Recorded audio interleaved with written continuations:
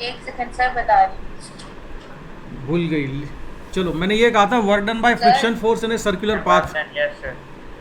ये क्या होता है, यहाँ से हमको शुरू करना था। तो मैं जल्दी से पहले इस पे फोकस कर लेता हूँ। जैसे कि कोई पार्टिकल या कोई ब्लॉक रखा हुआ है हॉरिजॉन्टल सरफेस पर, और ये है एक सर्कुलर पाथ जिसकी रेडियस है आर के बराबर। सर्कुलर पाथ की रेडियस कितनी है, आर, और कोफिशिएंट ऑफ फ्रिक्शन है म्यू के बराबर, ब्लॉक का मास एम के बराबर है। ठीक है, और ब्लॉक को मूव कराते हैं, कहाँ मूव कराते हैं, ऐसे मूव कराते हैं सर्कुलर पाथ पर। तो जब ये ब्लॉक सर्कुलर पाथ पर मूव करेगा और ए पॉइंट से स्टार्ट करके वापस ए पर आ गया, तो टोटल डिस्प्लेसमेंट कितना होगा, जल्दी बोलते जाओ। डिस्प्लेसमेंट कितना हुआ, जल्दी बोलिए। जीरो। ज़ीरो। तो डिस्प्लेसमेंट तो ज़ीरो हो गया, जो काइनेमेटिक्स में हम डिस्प्लेसमेंट पढ़ते थे उसके पॉइंट ऑफ व्यू से ये डिस्प्लेसमेंट ज़ीरो हुआ। लेकिन वर्क के कैलकुलेशन में डिस्प्लेसमेंट वो काइनेमेटिक्स वाला डिस्प्लेसमेंट नहीं होता है, इसका रिलेशन होता है फोर्स की डायरेक्शन के साथ में। तो एक चीज़ देखो कि जब ये ब्लॉक मूव कर रहा होगा तो फ्रिक्शन यहाँ पर लग रहा होगा इधर, इसकी वेलोसिटी के अपोजिट, है ना, टेंजेंशियल डायरेक्शन में लग रहा होगा फ्रिक्शन। जब ब्लॉक यहाँ पर आएगा तो फ्रिक्शन यहाँ लगेगा, जब ब्लॉक यहाँ आएगा तो फ्रिक्शन यहाँ लगने लगेगा, जब ब्लॉक यहाँ पर होगा तो फ्रिक्शन इधर आ जाएगा, जब ब्लॉक यहाँ पर तो फ्रिक्शन यहाँ लग रहा है, जब ब्लॉक यहाँ पर तो फ्रिक्शन यहाँ लग रहा है, जब ब्लॉक इधर है तो फ्रिक्शन यहाँ लग रहा है।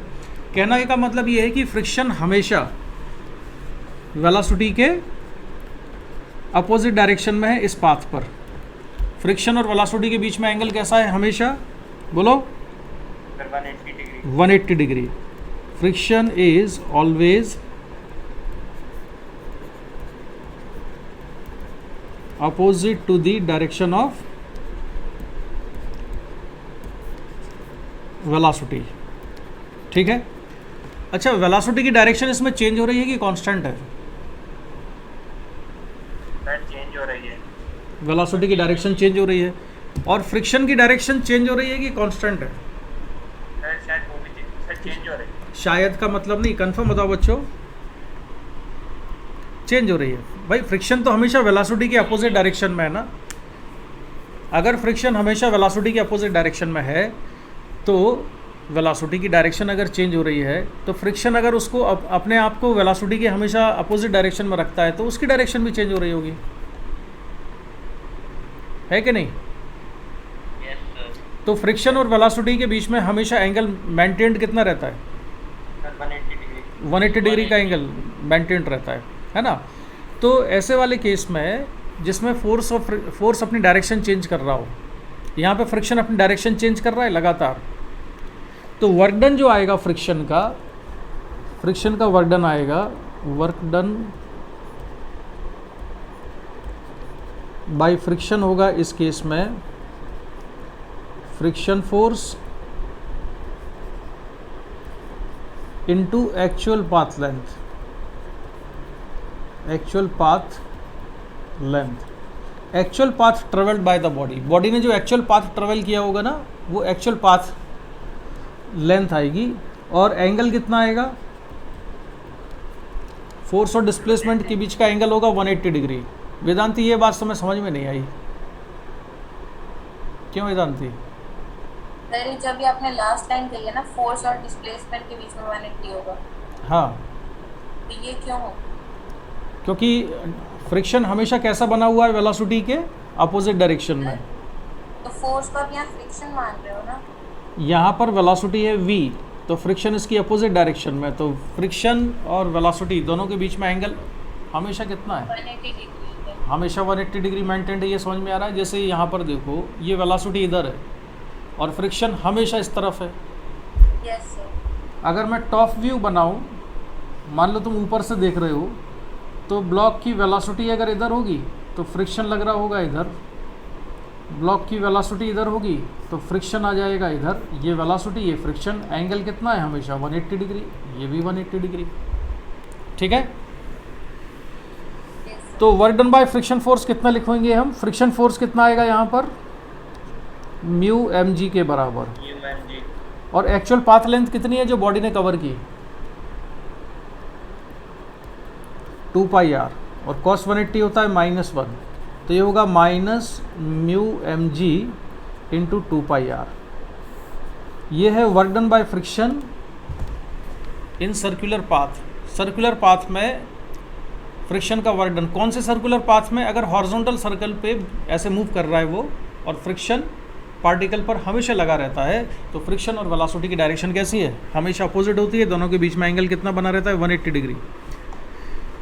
तो अगर काइनेमेटिक्स की, मैं तुम्हें क्या समझाने की कोशिश कर रहा हूँ, तुम लोग समझ नहीं रहे हो अभी, तुम्हारा ध्यान नहीं है उस चीज़ पे। मैं तुम्हें ये समझाने की कोशिश कर रहा हूँ कि भाई काइनेमेटिक्स के हिसाब से तो डिस्प्लेसमेंट 0 हुआ, लेकिन काइनेमेटिक्स वाला डिस्प्लेसमेंट इसमें नहीं होता है वर्क में। वर्क में डिस्प्लेसमेंट का रिलेशन किसके साथ है? फोर्स के साथ। फोर्स के साथ डिस्प्लेसमेंट फोर्स के साथ रिलेटेड है। अगर फोर्स अपनी डायरेक्शन बदलता जा रहा था इसमें, ठीक है, तो फ्रिक्शन फोर्स भी अपनी डायरेक्शन बदलता है। तो इसमें एक्चुअल पाथ लेंथ लेते हैं हम। तो तुम इसको बहुत ज़्यादा अगर दिमाग नहीं लगाना है तो ऐसे याद रखो कि फ्रिक्शन का वर्क जब तुम निकालोगे ऐसे केस में जिसमें बॉडी को पकड़ के घसीटा जा रहा हो, पार्टिकल को घसीट रहे थे, तो जब पार्टिकल को हॉरिजॉन्टल सरफेस पे पकड़ के हम घसीट रहे थे तो फोर्स और डिस्प्लेसमेंट के बीच में angle was always 180 degree, right? तो सर्कुलर पाथ में, क्लोज पाथ में फ्रिक्शन का वर्क कितना आया? Minus mu M G into 2πr। Devansh तुम्हें समझ में आया कि नहीं है? देवांश बताओ क्यों नहीं आया? तो लेट क्यों हो गए तुम? चलो इसको मैं तुम्हें डाउट क्लास में फिर बाद में बताऊंगा, अभी मैं थोड़ा आगे बढ़ता हूँ, ठीक है? अब आएंगे हम किस चीज़ पर? अब मैं डिफाइन करूंगा कंजर्वेटिव फोर्स। वेदांती तुमने पढ़े थे कंजर्वेटिव फोर्स? सर याद नहीं, ये तो याद होगा ना कि कंजर्वेटिव फोर्स पढ़ा था कि नहीं पढ़ा था? यस सर, ये तो पढ़ा। हाँ, conservative force and non conservative force. Yes sir, पक्का पढ़ा था। नॉन कंजर्वेटिव फोर्स, इसकी प्रॉपर्टी बताता हूँ मैं। कंजर्वेटिव फोर्स क्या होता है? नंबर 1,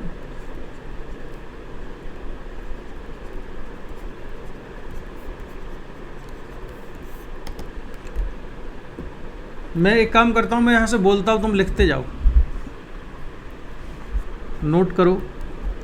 देखो, work done by conservative force, work done by conservative force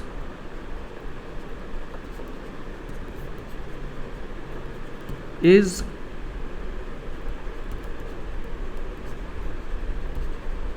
independent of the path followed by the body.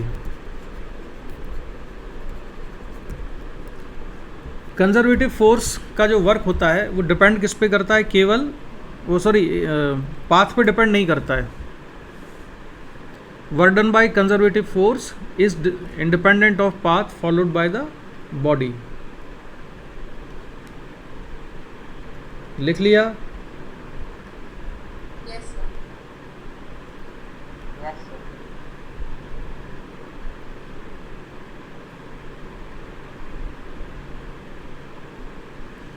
Sir मतलब कंजर्वेटिव फोर्स किसी चीज़ पे डिपेंड नहीं करता। अभी रुक जाओ, अभी नहीं आएगा एकदम से समझ में, पहले इसकी प्रॉपर्टीज पढ़ लें, धीरे धीरे दिमाग में सेट होगा। Work done by conservative force depends only on the initial and final position.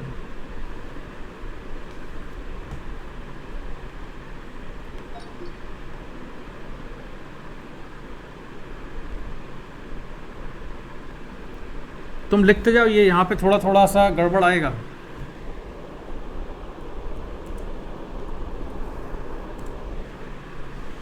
Work done by conservative force depends only on initial and final position, मतलब किसी बॉडी को हम किस रास्ते से लेके गए उस पर डिपेंड नहीं करता है।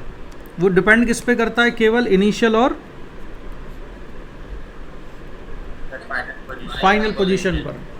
उसका एग्जांपल समझो, जैसे मान लो तुम स्टेशन पर उतरे ट्रेन से और तुमने टैक्सी से अपना फेयर तय किया कि भाई मुझे घर तक जाने के कितने पैसे लोगे, तो उसने कहा कि भाई हम 400 रुपये लेंगे। तो 400 रुपये में बात तय हो गई। अब वो चाहे तुमको लंबे रास्ते से लेके जाए चाहे छोटे रास्ते से लेके जाए, तुम तो क्या करोगे, उसको 400 रुपये दोगे। बात समझ में आई? Yes sir. तो पाथ पे डिपेंड नहीं करेगा। अब तुमने जो किराया तय किया है वो पाथ से इंडिपेंडेंट है, it is independent of the path, है ना। वो उसकी सरदर्दी वो किस रास्ते से लेके जाता है। तो ऐसे ही कंजर्वेटिव फोर्स होता है। कंजर्वेटिव फोर्स का वर्क केवल इनिशियल और फाइनल पोजीशन पर डिपेंड करता है, बीच में हमने किस रास्ते से उसको लेके गए उस पर डिपेंड नहीं करता है। ठीक है। सर ये फोर्स कहाँ पाया जाता है? ये वेदांती बड़ी मजाक वाली बातें करती हो, बता रहा हूँ रुक जाओ। ऐसा लग रहा है जैसे कि जू वगैरह में, कि इस वाले जू में कंजर्वेटिव फोर्स था इधर से। नहीं सर, मतलब कोई एग्जाम्पल हो। हाँ, बिना एग्जाम्पल के थोड़े छोड़ेंगे, तुमको जरूर बताएंगे। तो कंजर्वेटिव फोर्स के ग्रेविटी कंजर्वेटिव फोर्स होगा ना। अब उसके एग्जाम्पल हम लेते हैं। एग्जाम्पल है ग्रेविटेशनल फोर्स।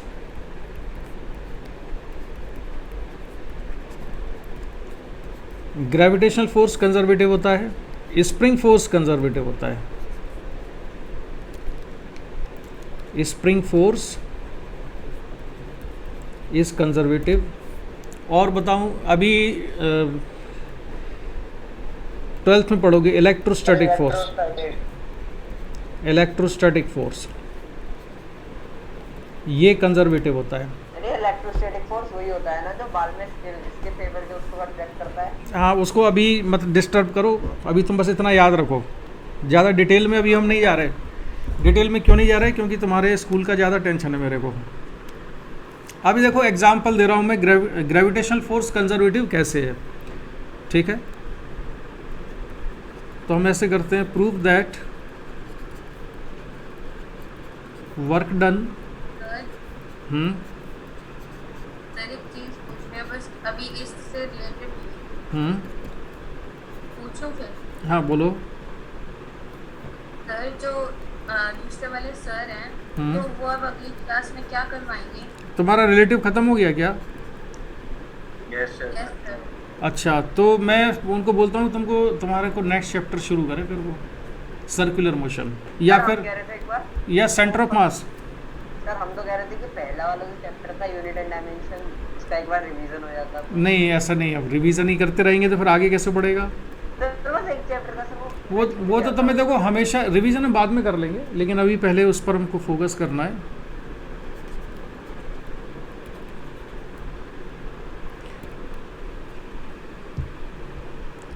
ठीक है, क्या लिखा मैंने? फिजिक्स के एक बार में 2 चैप्टर चलेंगे। 2 चैप्टर चलेंगे अब। Prove that work done by gravitational force is independent of path.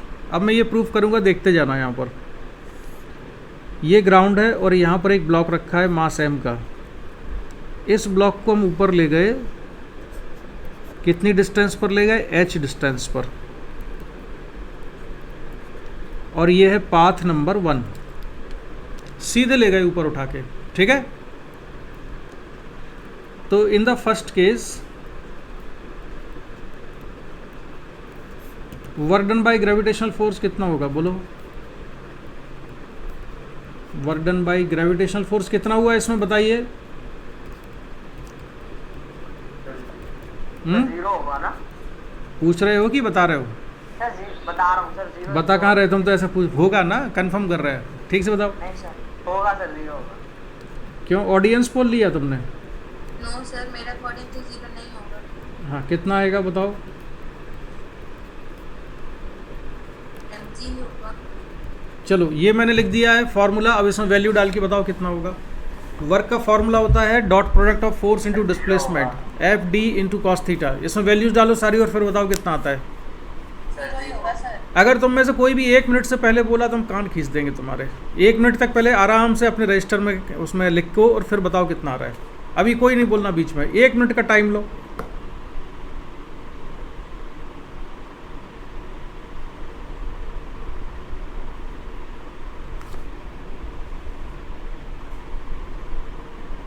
Sir FD होगा। 1 मिनट नहीं हुआ अभी।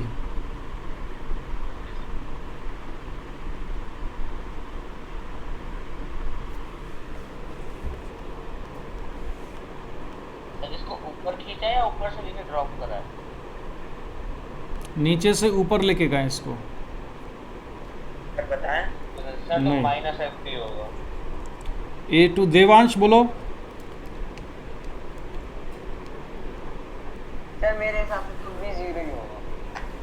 सर बताएं। एक मिनट देवांश, ये चुप क्यों है? सर मैं बताऊं? एक मिनट, ये चुप क्यों हो गया? देवांश सो गए क्या तुम? देवांश, हाँ वेदांती बोलो कितना होगा? सर mgh होगा। अच्छा रुक जाओ, F को कितना रखा तुमने? सर f को मैंने mg रखा और सुनो सुनो, एक मिनट मैं पूछूं तो बताना, डिस्प्लेसमेंट कितना रखा? h डिस्प्लेसमेंट H रखा। थीटा कितना है? 0 डिग्री। हाँ, mg कहाँ लग रहा था ब्लॉक पर, किस डायरेक्शन नहीं में? सर नहीं सर नहीं सर नहीं सर। mg कहाँ था? नीचे। और डिस्प्लेसमेंट थीटा कहाँ 0 है? डिग्री ऊपर। नहीं है सर, थीटा 90 डिग्री है तो 0 ही आ रहा है आंसर। 90 डिग्री है कि 89 डिग्री है? वेदांती 90 है कि 89 है कि 91 डिग्री है? 90 है। इतना श्योर कैसे हो सर, मुझे एक्सप्लेन करो। क्योंकि परपेंडिकुलर रखा हुआ है। सर मैं करूँ एक्सप्लेन? नहीं, इसको बोलने दो वेदांती को। हाँ वेदांती बोलो। सर, क्योंकि परपेंडिकुलर रखा हुआ है। क्या बात, तुम क्या बोल रही हो? परपेंडिकुलर रखा हुआ है, क्या मतलब हुआ इसका? Angle between force and displacement बताओ जल्दी से, क्या है? 180 डिग्री है। mg नीचे है, डिस्प्लेसमेंट ऊपर है, दोनों अपोजिट डायरेक्शन में है, तो 180 डिग्री होगा। परपेंडिकुलर रखा हुआ है, ये क्या बात होती है? इस सेंटेंस का कोई मतलब ही नहीं निकला कि परपेंडिकुलर रखा हुआ है। मुझे एक्सप्लेन करो, परपेंडिकुलर रखा हुआ है का मतलब क्या है वेदांती?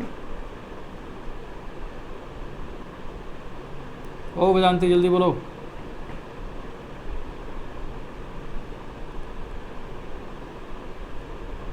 Vedanti, yes sir. हाँ, परपेंडिकुलर रखा हुआ है का क्या मतलब था? नहीं सर नहीं रखा हुआ। फिर कैसा रखा हुआ है? सर वो है, क्या कहते हैं, स्ट्रेट लाइन बन रही है क्योंकि एक फोर्स। वेदांती तुम्हारे कान खींच देंगे यार। तुम क्या बात करती हो? ब्लॉक स्ट्रेट लाइन, अरे ब्लॉक जस्ट रखा हुआ है, कोई चीज़ परपेंडिकुलर रखी होती है। इसको कैसे कहोगे? नहीं सर, डायरेक्शन ब्लॉक में थोड़ी होती है, डायरेक्शन तो फिजिकल क्वांटिटी में होती है, वेलोसिटी में डायरेक्शन होती है, फोर्स में होती है, डिस्प्लेसमेंट में होती है। ब्लॉक वो स्ट्रेट लाइन खींच के मतलब हॉरिजॉन्टल में रखा हुआ है, ये मतलब है, वो हॉरिजॉन्टल सरफेस पर रखा है, ये ऐसे ग्राउंड पे रखा हुआ था।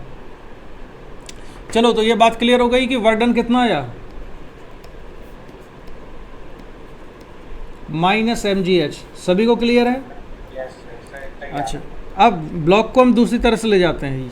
यहाँ से ले गए हम, पहले हमने उसमें डिस्प्लेसमेंट किया h1, फिर यहाँ ले गए उसको x1, फिर डिस्प्लेसमेंट किया है ब्लॉक में h2, फिर यहाँ लेके आए तो ये है x2, और फिर यहाँ पर ले गए तो ये h3। ठीक है, तो इन केस 2 में हमको क्या निकालना है? Work done by gravitational force. ठीक है, work done by gravitational force.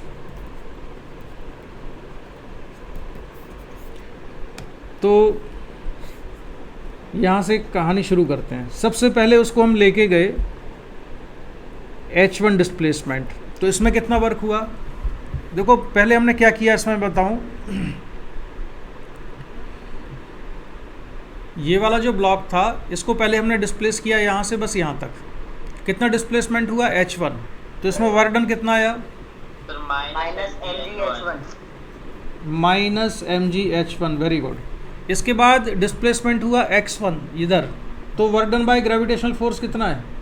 0। mg into x1 into cos 90 degree, तो ये 0 आएगा वर्क डन। इसलिए 0 आएगा क्योंकि ग्रेविटेशनल फोर्स और डिस्प्लेसमेंट परपेंडिकुलर है। समझे? Yes sir. अच्छा, फिर दूसरा डिस्प्लेसमेंट कौन सा वाला? यहाँ से लेके और यहाँ तक का। तो इस वाले डिस्प्लेसमेंट में वर्क डन बताओ। सर माइनस -2 कितना? -mg।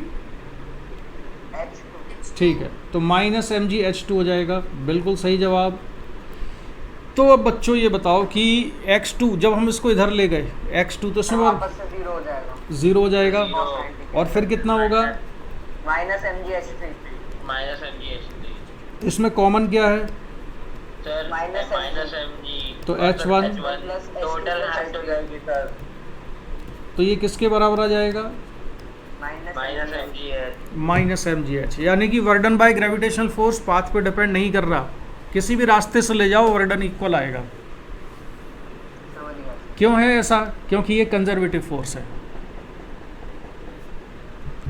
ऐसा इसलिए है क्योंकि ये कंजर्वेटिव फोर्स है। बात समझ में आ गई? Yes sir. सर हम्म, एक हम्म, चीज पूछनी है सर। एक चीज अभी पूछो। सर आपने अभी तो यहाँ पे x1 को परपेंडिकुलर लिया है, लेकिन सर अगर ये स्लोप की फॉर्म में होता फिर तो सर चेंज हो जाती ना वैल्यू। हाँ तो हाँ तब चेंज हो जाता, ठीक है, लेकिन वो कॉम्पोनेंट करके निकाल लेते सर। हाँ तब हम उसके हॉरिजॉन्टल और वर्टिकल कंपोनेंट कर देते। हॉरिजॉन्टल डायरेक्शन में ग्रेविटेशनल फोर्स का वर्क 0 आता, वर्टिकल डायरेक्शन में नेगेटिव आता। समझ गया सर। ठीक है, इसलिए हमने पाथ ऐसे सेलेक्ट किए हैं जानबूझ के, जिससे कि हमको तुरंत 90 डिग्री और 0 डिग्री दिखता जाए। समझे? अब इसमें ये क्लियर हो गया कंजर्वेटिव फोर्स का मतलब पाथ पे डिपेंड नहीं करेगा, कहीं से भी लेके जाओ वर्डन कैसा आएगा? हमेशा सेम है, माइनस mg सेम आएगा, वर्डन सेम आएगा। तो ये होता है कंजर्वेटिव फोर्स। सर एक बार प्रीवियस स्क्रीन कर दो प्लीज। क्या? एक बार Previous प्रीवियस स्क्रीन कर दो ये सर। 1 मिनट है 2 मिनट।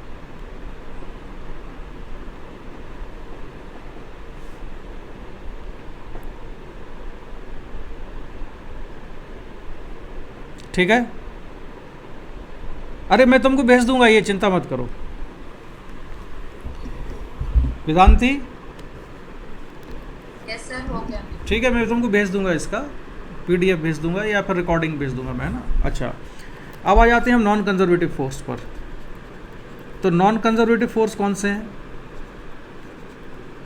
सर फ्रिक्शन सुनो तो पहले डेफिनेशन लिखो। लिखो work done bye non conservative force, work done bye non conservative force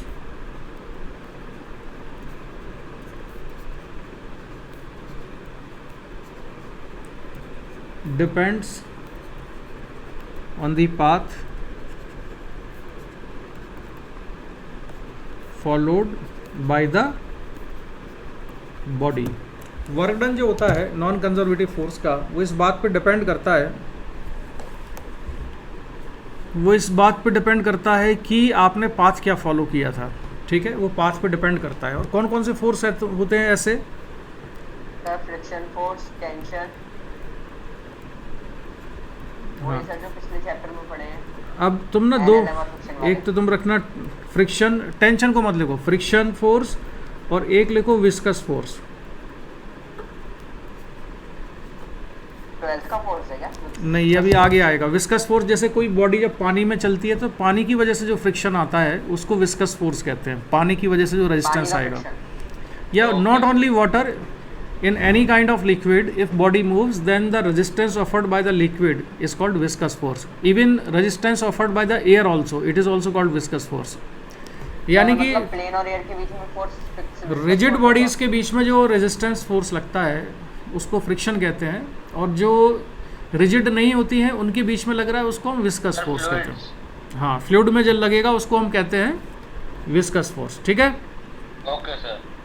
अच्छा, अब मैं डिफाइन करूंगा यहाँ पर। मैं अभी प्रॉब्लम तो मैं थोड़ा कम करा रहा हूँ तुम्हारे बोर्ड के ध्यान में रखते हुए। मैं पहले ज़रा थ्योरी वाला पार्ट पे ज़्यादा फोकस कर रहा हूँ, और इसमें वर्क पावर एनर्जी में थ्योरी है नहीं बहुत ज़्यादा। अब इसमें दूसरी चीज़ है, वो है पोटेंशियल एनर्जी। तो पोटेंशियल एनर्जी की डेफिनेशन किसी को याद है? सर मुझे इतना याद है, पोटेंशियल एनर्जी हाइट से होती है। देखो, पोटेंशियल एनर्जी जो की डेफिनेशन तो में से किसी को नहीं पता है।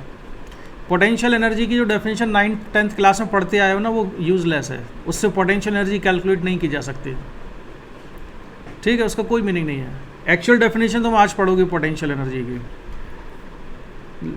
तो पोटेंशियल एनर्जी की डेफिनेशन ये होती है, negative of work done, negative of work done by internal conservative force by internal conservative force is equal to change in potential energy. Conservative force से डिफाइन करते हैं इसको। कंजर्वेटिव फोर्स जो work करेगा उस वर्क को नेगेटिव करेंगे तो पोटेंशियल एनर्जी के बराबर आएगा। हल्के फुल्के ढंग से तुम ये याद रख सकते हो। Negative of work done by internal conservative force equal to change in potential energy. इसमें इंटरनल वर्ड का क्या मीनिंग है? इंटरनल का मीनिंग ये है कि पोटेंशियल एनर्जी ना कभी भी एक सिंगल पार्टिकल की होती नहीं है। अब ध्यान से समझना, अब मैं थोड़ी सी ढंग के लेवल वाली चीज़ बता रहा हूँ, तुम्हारे स्कूल लेवल से ऊपर की चीज़ है ये। पोटेंशियल एनर्जी कभी भी एक सिंगल पार्टिकल की नहीं होती है। सिंगल पार्टिकल की क्यों नहीं होगी?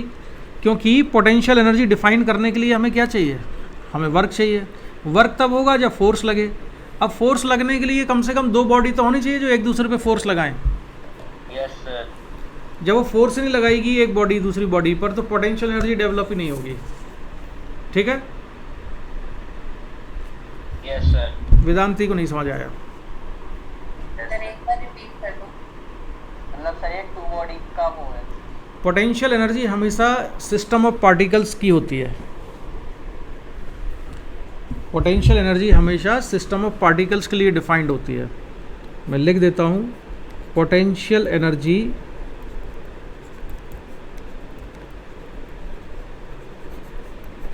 Of single particle.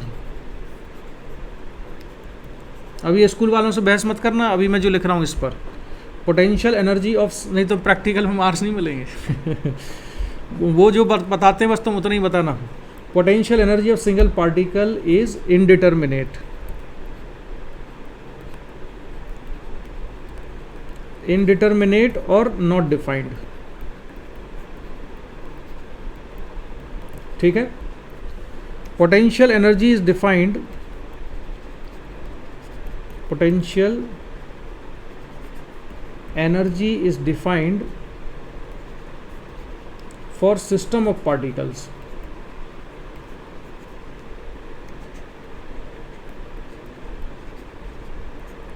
Potential energy is defined for system of particles, यानी कि कई सारे पार्टिकल का सिस्टम होगा उसके लिए पोटेंशियल एनर्जी को हम डिफाइन करते हैं। यानी कम से कम दो पार्टिकल तो होने ही चाहिए उसमें। बात समझ में आई? Yes sir. अच्छा, पोटेंशियल एनर्जी कितने तरह की हो सकती है? अच्छा दोबारा से मुझे ना वेदांती डेफिनेशन बोल के बताओ जरा, क्या डेफिनेशन है पोटेंशियल एनर्जी की? Sir potential energy is the energy which is defined for system of particles. है तेरी, सारा गड़बड़ कर दिया। ये थोड़ी डेफिनेशन है। हाँ भाई मधुर तुम बताओ। Potential energy is defined as a negative of work done by internal conservative force for to change in potential energy. Negative of work done by internal conservative force equal to change in potential energy. Sir change in potential energy और potential energy में तो difference होता है। बिल्कुल difference होता है। तो जो डेफिनेशन है वो चेंज इन पोटेंशियल एनर्जी की है। पोटेंशियल आप पूछ रहे हो ना पोटेंशियल एनर्जी की सर। हाँ, तो चेंज इन पोटेंशियल एनर्जी को बता दो तुम कि चेंज इन पोटेंशियल एनर्जी को हम कैसे डिफाइन करेंगे। The negative of work done by internal conservative force is Equal to potential. Change in potential energy. ठीक है, पहले मैं तुम्हें इसका छोटा सा एक एग्जांपल दे देता हूँ। रुको, मैं तुम्हें एक छोटा सा एग्जांपल दे दूँ कि एक ग्राउंड है। अब ये ना स्ट्रेट लाइन कहने लगती है वेदांती ना, मतलब मुझे तो आज इसने शॉक दे दिया है। कह रही थी कि ब्लॉक ना स्ट्रेट लाइन है। सर वो कुछ और बोल रही थी बट कुछ और। लो अब मैं एक तरह से सरफेस बना देता हूँ जिससे कि ये ना बोल पाए। ये लो, अब तो नहीं लग रहा ये स्ट्रेट लाइन जैसा। और यहाँ पर एक ब्लॉक रख देते हैं। ये रख दिया हमने एक ब्लॉक। ये ब्लॉक रखा हुआ है ग्राउंड पे एक टेबल पे किसी सरफेस पर। और फिर इस ब्लॉक को उठाया और इस ब्लॉक को उठा के ले गए ऊपर, यहाँ तक ले गए। डिस्प्लेसमेंट किया है हमने इसमें, ये डिस्प्लेसमेंट प्रोड्यूस किया हमने h। ब्लॉक का मास हम मान लेते हैं m के बराबर है। Mass of the block is m, तो ये m है और ये भी m है, ठीक है। ये है पॉइंट A, ये पॉइंट A है, ये पॉइंट B है। ब्लॉक इज टेकन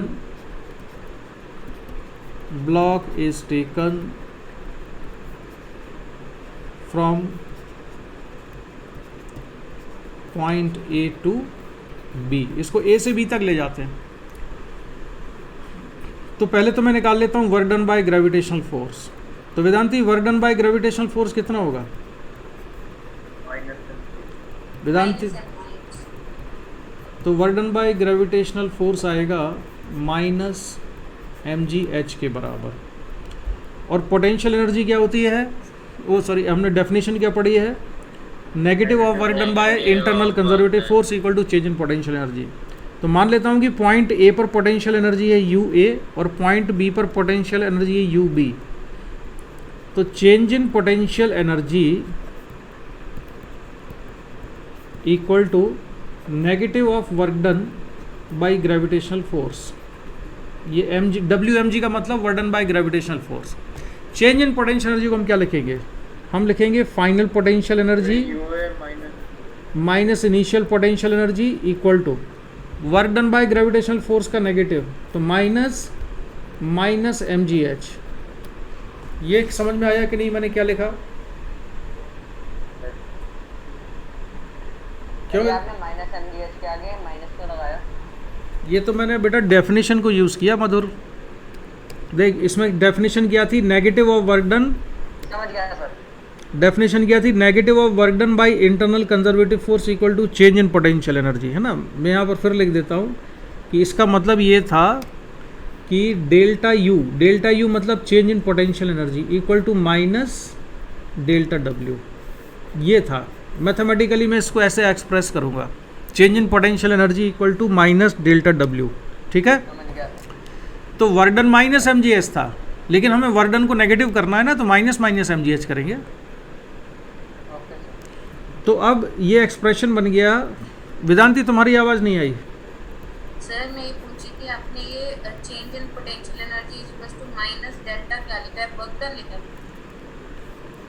डेफिनेशन क्या थी दोबारा बोलो। नेगेटिव ऑफ वर्क डन, हाँ ठीक है sir, work done. Work done by gravitational force. अब ठीक है, negative of work done by gravitational force, change in potential energy. Absorb कर लो आराम से, फिर आगे बढ़ूंगा। पहले इतना बताओ ये समझ में आया कि नहीं? सर मतलब पोटेंशियल एनर्जी में हमेशा सर ग्रेविटेशनल फोर्स ही होगा? नहीं, कुछ और हो सकता है।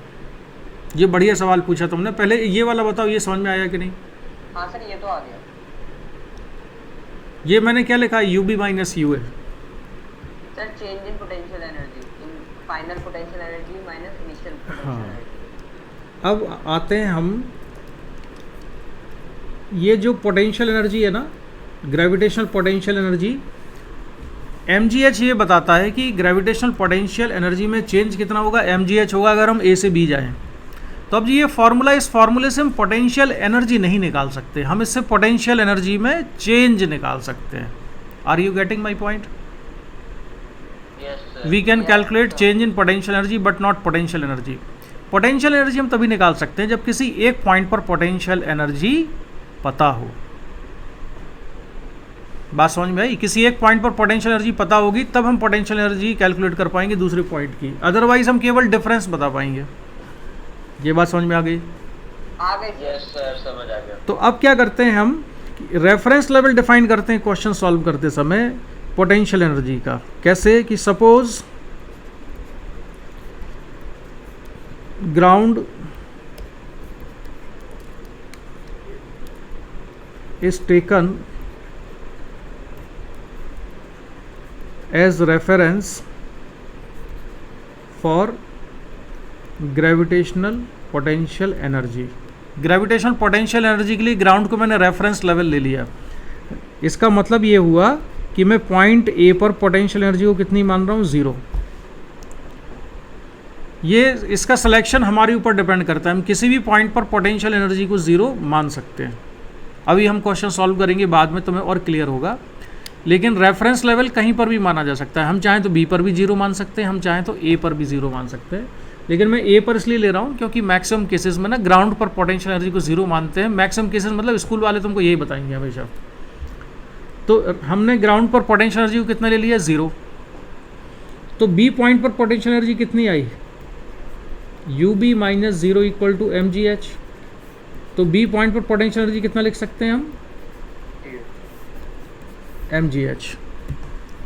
यानी कि हाइट अगर हमने बढ़ा दी तो ग्रेविटेशन पोटेंशियल एनर्जी बढ़ गई, कितनी इंक्रीज हो गई, एम जी एच। इसका मतलब ये हुआ कि अगर ये ब्लॉक ए जो है एच हाइट पर रखा हुआ है तो इसकी ग्रेविटेशन पोटेंशियल एनर्जी कितनी है, एम जी एच। इतनी बात समझ में आ गई, gravitation potential energy. Sir MGH तो बी ब्लॉक की है। अच्छा A। वेदांत नींद आ रही, अरे वही ब्लॉक तो ऊपर ले गए।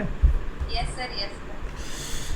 तो gravitational potential energy B point पर एम जी एच तब है जब मैं ए पर 0 मान लूँ। तो ब्लॉक को अगर हम ऊपर ले जाएंगे तो ग्रेविटेशनल पोटेंशियल एनर्जी बढ़ेगी कि घटेगी, बढ़ेगी। और नीचे लाएंगे तो कम होगी। कम होगी। तो अब तुम इसको याद रखना फॉर्मूले की तरह से कि अगर ग्राउंड से कोई पार्टिकल एच हाइट पर है तो उसकी ग्रेविटेशनल पोटेंशियल एनर्जी कितनी है, एम जी एच। ठीक है। सर अब इसका मदर ने जो सवाल पूछा था मैं उसका जवाब देता हूँ कि ग्रेविटेशनल पोटेंशियल एनर्जी में कितने फोर्स आएंगे। देखो दुनिया में कई तरह की ग्रेविटेशनल पोटेंशियल एनर्जी हो सकती है। कितने तरह की हो सकती हैं, जितने तरह के कंजर्वेटिव फोर्स हो सकते हैं उतनी तरह की पोटेंशियल एनर्जी हो सकती है। बात समझ में आई मेरी? यस जितनी तरह के कंजर्वेटिव फोर्स होंगे उतनी तरह की पोटेंशियल एनर्जी पॉसिबल है। ऐसा इसलिए होगा क्योंकि पोटेंशियल एनर्जी की डेफिनेशन में जाओ। डेफिनेशन क्या कहती है, negative of work done by conservative force is the potential energy, या change in potential energy to be exact. तो जितने कंजर्वेटिव फोर्स होंगे उनका वर्क हम देख लेंगे और उसको नेगेटिव कर देंगे तो पोटेंशियल एनर्जी निकल आएगी। तो ग्रेविटेशनल फोर्स के वर्क से कौन सी पोटेंशियल एनर्जी आएगी, gravitational potential energy. Electrostatic force के वर्क से आएगी electrostatic potential energy. Spring force के वर्क से आएगी स्प्रिंग पोटेंशियल एनर्जी, जिसका एक और नाम है इलास्टिक पोटेंशियल एनर्जी। ठीक है। सर पोटेंशियल एनर्जी हॉरिजॉन्टल में हो सकती है। पोटेंशियल एनर्जी या कोई भी एनर्जी स्केलर क्वांटिटी होती है, उसकी डायरेक्शन नहीं होती है। अब तुम पूछना क्या चाह रहे हो, दोबारा बोलो। सर आपने कहा जैसे स्प्रिंग फोर्स है, तो सर हमने ऐसे एक बॉल पे स्प्रिंग लगा के बॉल को आगे की तरफ पुल करके छोड़ दिया तो सर वो पीछे आएगी बॉल, तो सर इसमें पोटेंशियल एनर्जी होगी या नहीं? बिल्कुल चेंज होगी। वो अभी स्प्रिंग की पोटेंशियल एनर्जी अभी डिफाइन नहीं किया हमने, वो मैं तुम्हें बाद में बताऊंगा। पहले इसका मतलब समझो कि पोटेंशियल एनर्जी कितने तरह की होंगी, जितनी तरह के कंजर्वेटिव फोर्स होंगे। ठीक है। Yes sir. लेकिन ग्रेविटी के केस में हम पढ़ते हैं ग्रेविटेशनल पोटेंशियल एनर्जी। स्प्रिंग की पोटेंशियल एनर्जी और डिफाइन कर देते हैं हम, इसको कहते हैं elastic potential energy of spring. यार रुक जाओ, पहले मुझे ग्रेविटेशनल पोटेंशियल एनर्जी के बारे में कुछ और बताने दो। ग्रेविटेशनल पोटेंशियल एनर्जी पॉजिटिव भी हो सकती है, नेगेटिव भी हो सकती है, ज़ीरो भी हो सकती है। Gravitational potential energy may be positive, negative और ज़ीरो, कुछ भी हो सकती है। ठीक है। पॉजिटिव भी हो सकती है, नेगेटिव भी हो सकती है और ज़ीरो भी हो सकती है। तीनों तरह की वैल्यू पॉसिबल है। रेफरेंस लेवल से ऊपर ग्रेविटेशनल पोटेंशियल एनर्जी होगी पॉजिटिव। मैं इस पर स्ट्रेस इसलिए दे रहा हूँ क्योंकि इसी के क्वेश्चन सबसे ज़्यादा मिलेंगे तुम्हें सॉल्व करने के लिए अभी 11th क्लास में। जैसे ये हॉरिजॉन्टल सरफेस हमने लिया था, ठीक है, यहाँ पर मैंने ग्रेविटेशनल पोटेंशियल एनर्जी को कितना लिया है, 0। यहाँ पर कितना लिया है, 0। एक ब्लॉक मैंने यहाँ पर रखा, मान लो ये कितनी डिस्टेंस पर है, h1 डिस्टेंस पर, तो इसकी पोटेंशियल एनर्जी कितनी लिखेंगे हम यहाँ पर, mg h1। अगर इस ब्लॉक को हम नीचे रख देते हैं, ये डिस्टेंस है मान लो h2, तो इसकी ग्रेविटेशनल पोटेंशियल एनर्जी हम लिखेंगे minus M G H -mg H2 -mgh2 लिखेंगे इसकी। और अगर यहाँ पर लिखनी है पोटेंशियल एनर्जी तो यहाँ 0 होगी। 0 तो रेफरेंस लेवल से ऊपर पॉजिटिव, नीचे नेगेटिव, और रेफरेंस लेवल पर 0। अच्छा, एक ब्लॉक को हमने रखा, ये ब्लॉक बना दूं मैं एक पहले। ये एक ब्लॉक है और कैसा वाला ब्लॉक बनाएं, चलो हम ऐसा बना ब्लॉक ले लेते हैं इस बार। तो इस ब्लॉक को उठा के हमने यहाँ रख दिया भाई, ठीक। इसके बाद रख दिया इसको यहाँ पर, यहाँ रख देते हैं। फिर इस ब्लॉक को रखा हमने यहाँ पर। क्या चेंज किया हमने उसकी पोजीशन में? रेफरेंस लेवल पर ही चेंज करिए तो 0 ही होगी ना पोटेंशियल। लो, इसको मैं आगे बढ़ा दूं, नहीं तो ये कहेगी कि ब्लॉक हवा में अटका हुआ है, नीचे गिर जाएगा वेदांती। तो ये सरफेस पर अलग अलग जगह हमने रख दिया। तो ये पोजीशन थी इसकी A, यहाँ पर है ये B, ये है C, ये है D। तो इन ABCD में चारों पोजीशन में पोटेंशियल एनर्जी कहाँ पर मैक्सिमम है बताओ? सेम ही होगी, हर जगह 0 ही होगी। वेदांती 0 ऐसा कर दो सभी जगह 0 क्यों है, रीज़न बताओ? सर, क्योंकि ग्राउंड पे ही आप पोजीशन चेंज कर रहे हैं। हाँ, तो UA equal to UB equal to UC equal to UD equal to 0। ये हर जगह पर पोटेंशियल एनर्जी कैसी है? 0 है। देखो, मैं अगर सही बोलूँ ना तो मैं कहूँगा कि चारों पॉइंट पे ग्रेविटेशनल पोटेंशियल एनर्जी सेम है। 0 इसलिए है क्योंकि हमने वहाँ पर रेफरेंस लेवल सेलेक्ट किया है। अगर मैं यहाँ पर पोटेंशियल एनर्जी मान लूँ कि पोटेंशियल यहाँ 2 जूल है, तो फिर चारों पोजीशन पे कितनी आएगी? 2 जूल आएगी। 2 जूल। अगर मैंने यहाँ पर 0 ली है तो चारों पोजीशन पे 0 आएगी, ठीक है। तो पोटेंशियल एनर्जी में चेंज तभी होगा जब हम ब्लॉक को वर्टिकल डायरेक्शन में मूव कराएं, हॉरिजॉन्टल में मूव कराने में नहीं होगा। रीज़न बताओ क्यों? सर क्योंकि सर इस वक्त हम ग्रेविटी के बाद देखो, मैं शायद तुम लोग अभी नहीं सोच पाओगे, लेकिन अभी मैं बता दे रहा हूँ, और आगे से जब मैं पूछूँ तो बताना। पोटेंशियल एनर्जी डिफाइन किससे करते हैं? वर्डन से। यहाँ पे वर्डन किसका है? ग्रेविटेशनल फोर्स का। तो ग्रेविटेशनल फोर्स तभी वर्क करेगा जब डिस्प्लेसमेंट या तो ऊपर हो या नीचे हो। अगर वो हॉरिजॉन्टल डिस्प्लेसमेंट करेंगे तो ग्रेविटेशनल फोर्स और डिस्प्लेसमेंट परपेंडिकुलर हो जाएंगे, तो उसका वर्क ही नहीं हुआ, तो पोटेंशियल एनर्जी में चेंज ही नहीं आया। बात समझ में आई कि नहीं? वेदांती, यस सर, आगे बाउंसर तो नहीं था, ऊपर से तो नहीं निकल गई ये बात? तो sir gravitational potential energy gravitational force के वर्क से रिलेटेड है। अगर ग्रेविटेशनल फोर्स ने वर्क नहीं किया तो ग्रेविटेशनल पोटेंशियल एनर्जी में चेंज भी नहीं होगा। बात समझ में आई है? Yes sir. ठीक है, तो तुम लोग ये बात समझ गए हो। अब मैं जल्दी से बता देता हूँ काइनेटिक एनर्जी। तो काइनेटिक एनर्जी सर, ये जो आप हमें सारे पॉइंट्स बता रहे हो, ये उसमें है ना नोट्स में जो आपने एक PDF सेंड किया था? उसमें इससे काफ़ी ज़्यादा है, तो उसको तुम रीडिंग कर लेना, और बाकी जो क्लास है ना हमारी, इसको रिवाइज करना है ना। उसमें काफ़ी ज़्यादा दिया है। देखो, जो मैंने PDF भेजी है ना, उस वो सारी चीज़ें भी मैं कराऊंगा, लेकिन मैं तुम्हें नहीं कराऊंगा वो सारी चीज़ें, क्योंकि तुम्हें मेडिकल के लिए उसकी ज़रूरत नहीं है। जैसे उसकी एक्सरसाइज 2 तो मैंने करने की ज़रूरत नहीं पड़ेगी, एक्सरसाइज 1 ही तक करना तुम, ठीक है वेदांती? यस। बाकी तुम लोग जो मैथमेटिक्स वाले हो, जेई का प्रिपरेशन कर रहे हो, उन सब लोगों को किसकी ज़रूरत है? एक्सरसाइज 2 भी करेंगे हम बाद में, लेकिन पहले 1 कंप्लीट कर रहे हैं कि बाद आएंगे उस पर, ठीक है। काइनेटिक एनर्जी की डेफिनेशन बोलो क्या होती है? सर ये हॉरिजॉन्टल में वर्क करती है क्या? कौन? काइनेटिक एनर्जी ग्रेविटेशन पे वर्क नहीं करती मतलब। अब तुम बहकी बातें ना करो। काइनेटिक एनर्जी का वर्क से अभी क्यों नहीं, पहले तुम काइनेटिक एनर्जी समझे कि होती क्या है। काइनेटिक एनर्जी क्या है? 12 mv², जिसमें m क्या होता है? Mass of the body. Mass of the body. Mass of the body. ऐसा लग रहा है जैसे तुम कह रहे हो mass of the Audi. Mass sir मैंने भी वही सुना। तो सेम ही है, बॉडी लो ऑडी लो। ऑडी क्या चीज़ होती है बताओ? गाड़ी होती है सर। तो गाड़ी है। तो मास गाड़ी का नहीं है, बॉडी का मास है। और यहाँ पर वी क्या है बोलो? Sir velocity. तो वेलोसिटी ऑफ बॉडी। ये होगा स्पीड ऑफ द बॉडी, ठीक है, या पार्टिकल। स्पीड का मत और वेलोसिटी में क्या डिफरेंस है? प्लेस स्केलर है, वेलोसिटी वेक्टर है। Modulus of velocity is speed, ध्यान रखना, ठीक है। Yes sir. मॉडुलस लेंगे हम इसमें।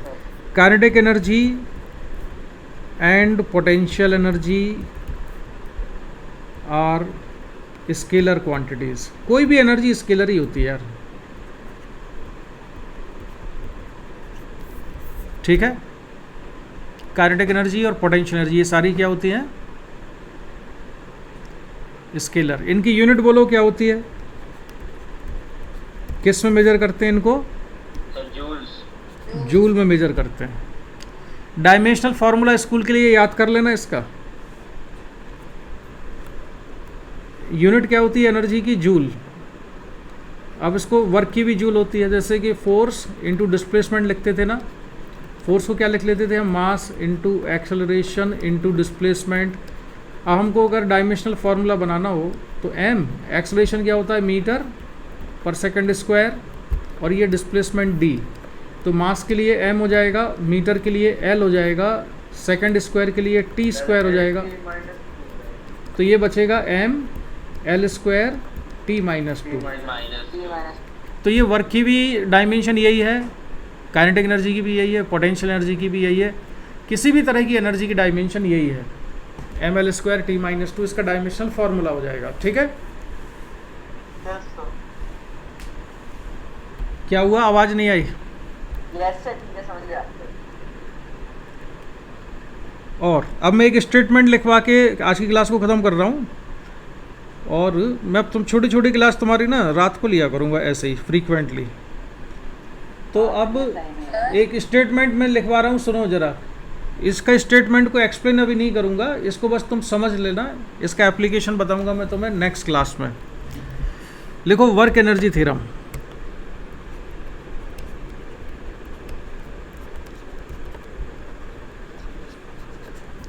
Work energy theorem. Work energy theorem का स्टेटमेंट ये है,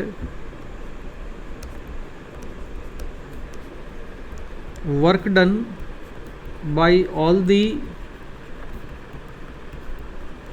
internal and all the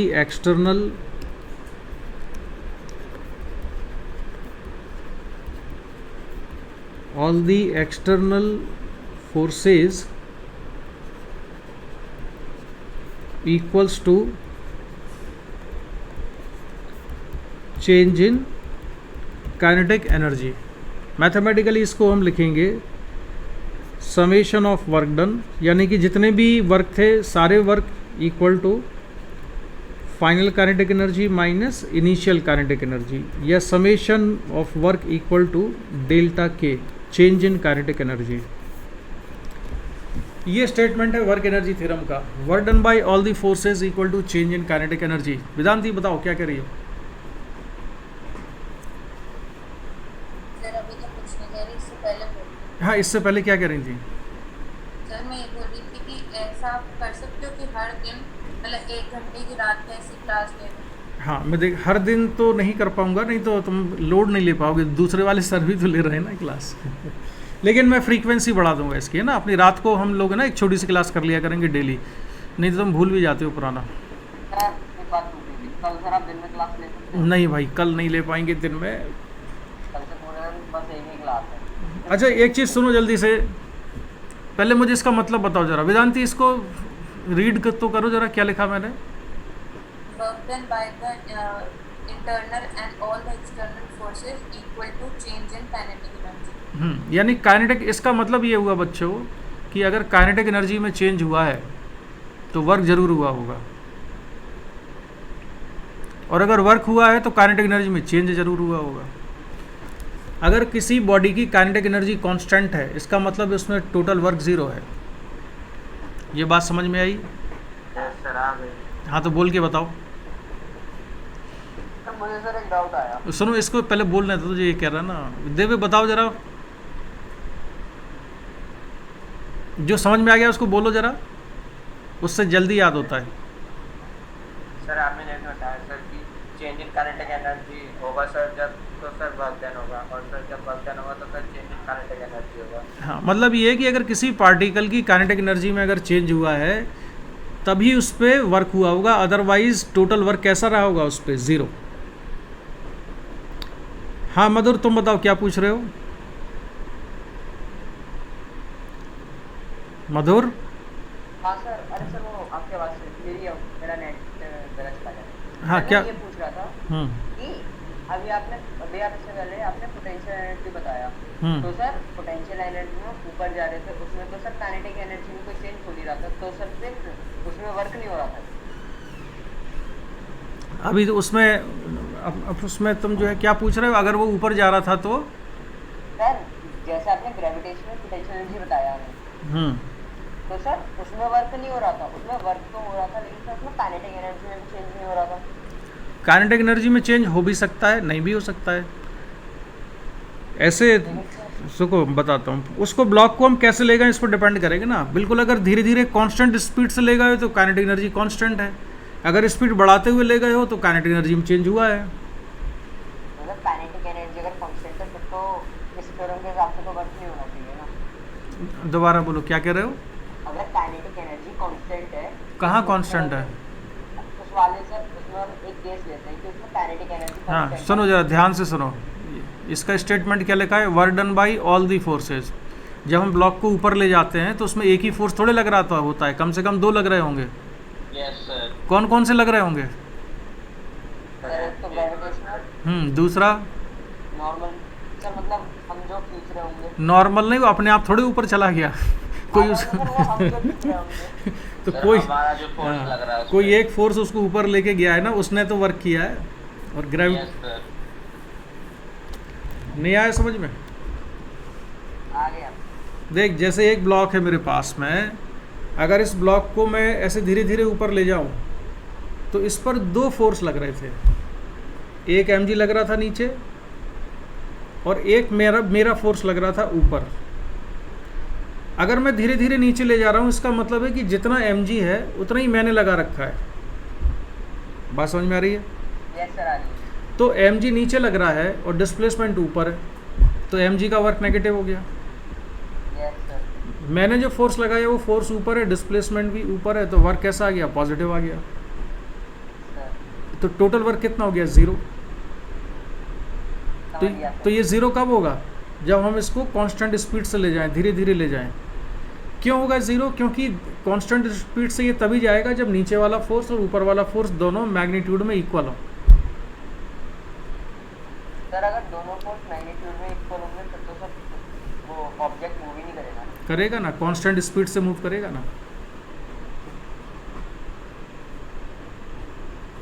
किसी चीज़ को कांस्टेंट वेलोसिटी से चलाने के लिए फोर्स की ज़रूरत थोड़े होती है, कॉमन सेंस के दुश्मन। समझ गया तो। पूरे लॉ न्यूटन की नज़र से देख, न्यूटन ने क्या कहा था? कोई बॉडी रेस्ट में तो रेस्ट में रहती है, कांस्टेंट वेलोसिटी से मूव कर रही है तो करती रहती है जब तक कि एक्सटर्नल फोर्स ना लगे। मतलब क्या हुआ कि न्यूटन की नज़र में स्टेट ऑफ रेस्ट और कांस्टेंट वेलोसिटी से मोशन दोनों एक ही चीज़ है। फोर्स लगने से बॉडी का मोशन कैसा हो जाता है? एक्सेलरेटेड हो जाता है, लेकिन कांस्टेंट वेलोसिटी से तो वो ज़ीरो फोर्स से भी मूव कर सकती है। ठीक है, यस सर, समझ गया। चलो अब आज के लिए इतने डिस्कशन इतना है। अब हम नेक्स्ट क्लास में ना मैं तुम्हें दो चीज़ें बताऊंगा। एक तो मैं बताऊंगा स्प्रिंग की पोटेंशियल एनर्जी क्या होती है, और फिर मैं बताऊंगा तुमको कंजर्वेशन ऑफ मैकेनिकल एनर्जी क्या होता है। इसके बाद फिर हम क्वेश्चन सॉल्व करने की पोजीशन में आएंगे। ठीक है वेदांती? सो गई लड़की लगता है। Yes sir. चलो, good night, bye bye. Bye sir. Bye good night sir. Good night. इसकी रिकॉर्डिंग भेज दूंगा मैं तुमको, है? Yes sir. सर इसका सर वो भी भेज दीजिएगा जो फिर- आप पीडीएफ बना के भेजते हैं। ठीक है, ठीक है।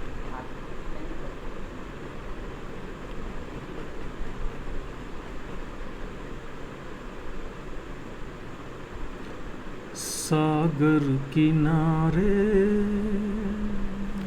दिल ये पुकारे।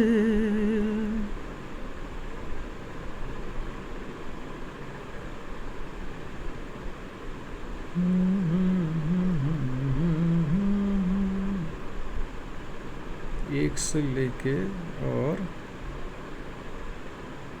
26 तक